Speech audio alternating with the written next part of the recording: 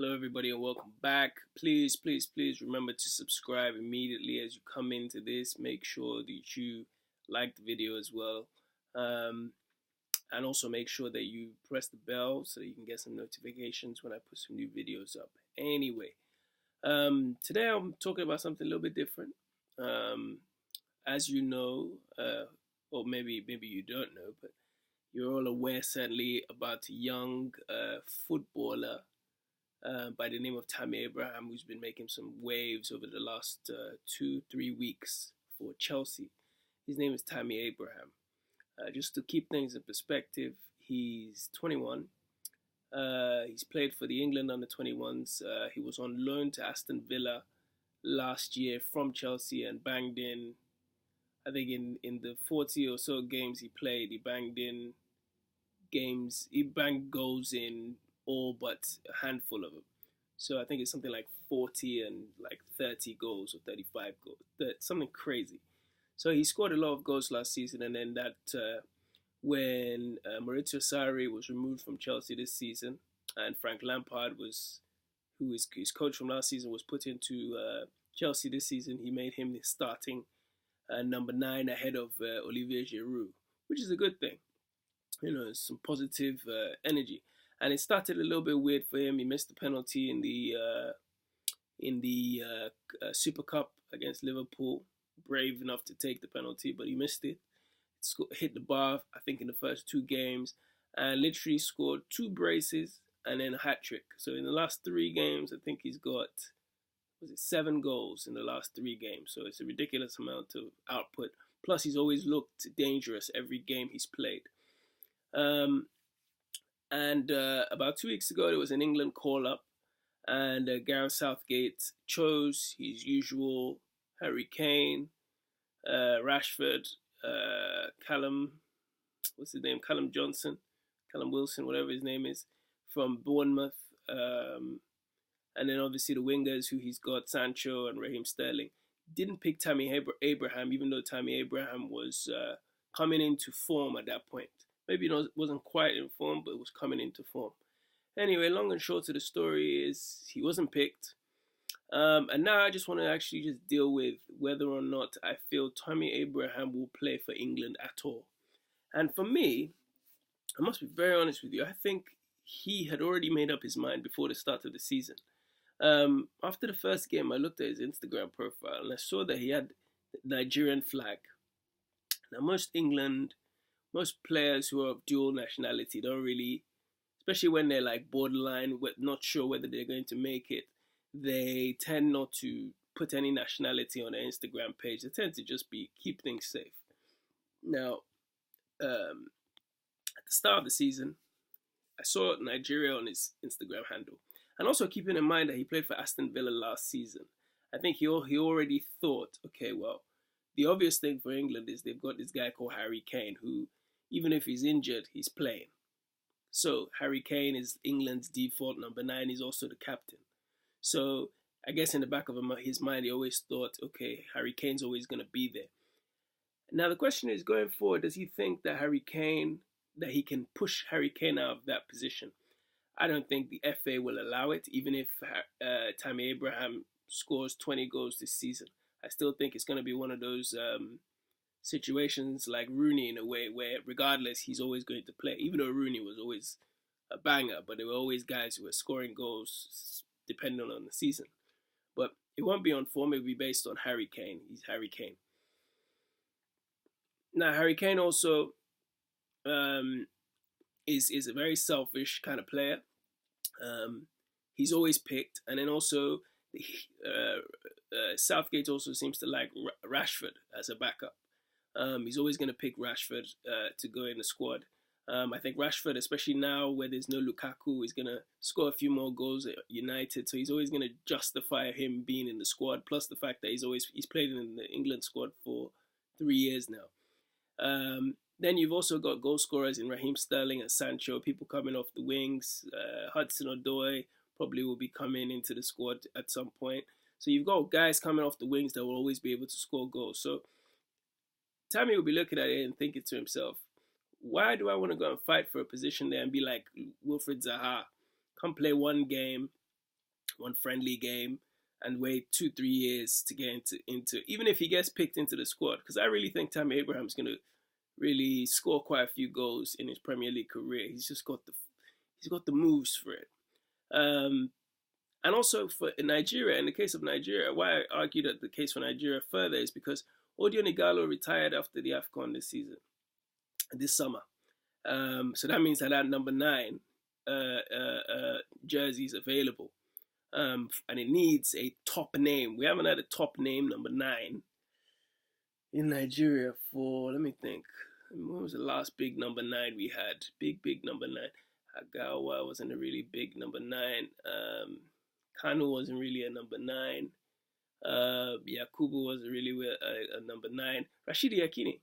And even then, Rashidi Yakini was a big personality, big goal scorer, but internationally wasn't as big. Obviously, he played in a time when football wasn't as big as it is now. But sadly, being a Drogba fan, there's no doubt that Tammy Abraham will be looking at the similarities between him and Drogba. Drogba, regardless of his form, could have had the opportunity possibly to play for France if he didn't really go hard with Ivory Coast. Possibly. I mean, it was tricky. His career started a little bit later, so maybe it wasn't. But Drogba went hard for Ivory Coast, and went for every AFCON, even though it was in the middle of the season. Now the AFCONs are played during the summer, so it's not as stressful. So there's that aspect of it for him too.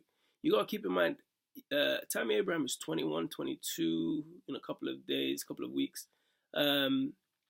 So he really has a 2 to 5 year window to make a mark. His mark in football, 2 to 5 years.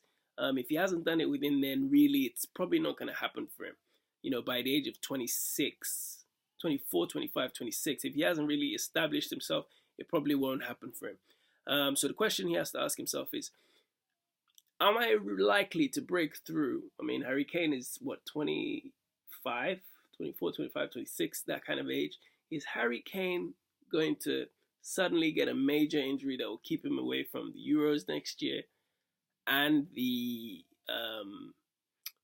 World Cup in 3 years' time, and then possibly even the Euros a few years after that? Chances are it's not going to happen. So again, he's looking at it and he's thinking to himself, Igalo's retired. I could slot myself in there. I really don't have that much time to do something. And then the other thing is he's going to be looking at it. Nigeria won a bronze at the AFCON. Okay, fine, it's not the Euro, it's not a World Cup. But Nigeria is if you compare Nigeria's success rate over the last 50 years, England's won nothing.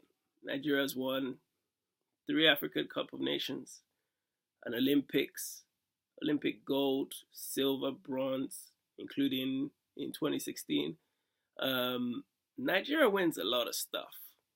Most successful team are under 17. Not to say that Tammy's going to play under 17, but they're constantly churning out good players. So he might also be coming into a good generation of Nigerian players, which I'll come to a little bit later. So he'll be looking at it and thinking to himself, Nigeria's won more than England in the last 50 years. Is England going to win a World Cup? Is England going to win a Euro in the next few years? Especially when you compare the landscape in Europe. I mean, you've got Netherlands, which has got a good team. France has got a good team. And then all the other teams naturally will churn out better players. I mean, it's tough. And then you want to compete for a place with the god, Harry Kane, who, this country sees as Christ returned. And I think also because Drogba is a mentor, or even if he's not, I don't know if they're communication, but I can only assume as the number 9 for Chelsea, Drogba is in and around the club. He's still giving some advice. No doubt he would have seen him coming through when Drogba was last here. And he would have been giving him advice. And no doubt now he would need that advice. And I know Drogba is an African man. Drogba will be like, look, go home. Just like he told Zaha years ago, and Zaha didn't listen. He'll tell him, go home. Go home. Go play for your country where they will love you. They will treat you like a god. And, since Alex Iwobi doesn't look like he's working out, he's okay, but it doesn't look like he's working out. So Nigeria needs a star. The other thing is, I think at this stage in his career, if he makes the mistake of playing for England, it will be a mistake because um, there is a lot more that Africa has to offer to him. And I think also Tomori, Fikayo Tomori, you need to shine your eye as well. You know, you need to also think twice about where you go play. I think Tomori's situation, he played for Canada under 20s, England under 21s or whatever. So he's kind of caught in limbo. Now the defensive situation for England's a little bit different, but again, they've got their Maguires and their Stones is and their, you know, they've got their people who they seem like they're building the team around, Gomez, people like that coming through. So you could tell that they already want to try and they have their guys. Tomori can link up nicely with Ndidi, play just in front of him.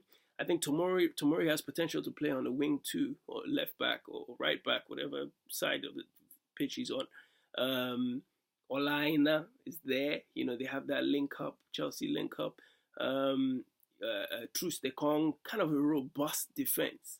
You know, Tomori's got pace. He's exciting. He can move the ball forward.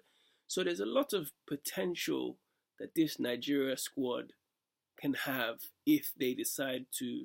If Tammy Abraham can go in and play for them, he could really be that marquee name for them. And of course, it means that Nigeria can elevate themselves to a status where Senegal is. Senegal has a lot of top players playing around the world in key positions, key spine. And I think if Nigeria has somebody potentially like Tammy Abraham, Wilfred Ndidi, no doubt in the next year or two will break. That's that midfielder spine. And in defense, could be Tomori. So I think this is a very crucial stage. My personal opinion is he's already made his mind. He's already made his mind up. He's playing for Nigeria, and I think Gareth Southgate didn't pick him on that basis because he knew this guy's not going to come and sit on the bench. Now, if I'm wrong, I'm wrong, but I really don't see it happening.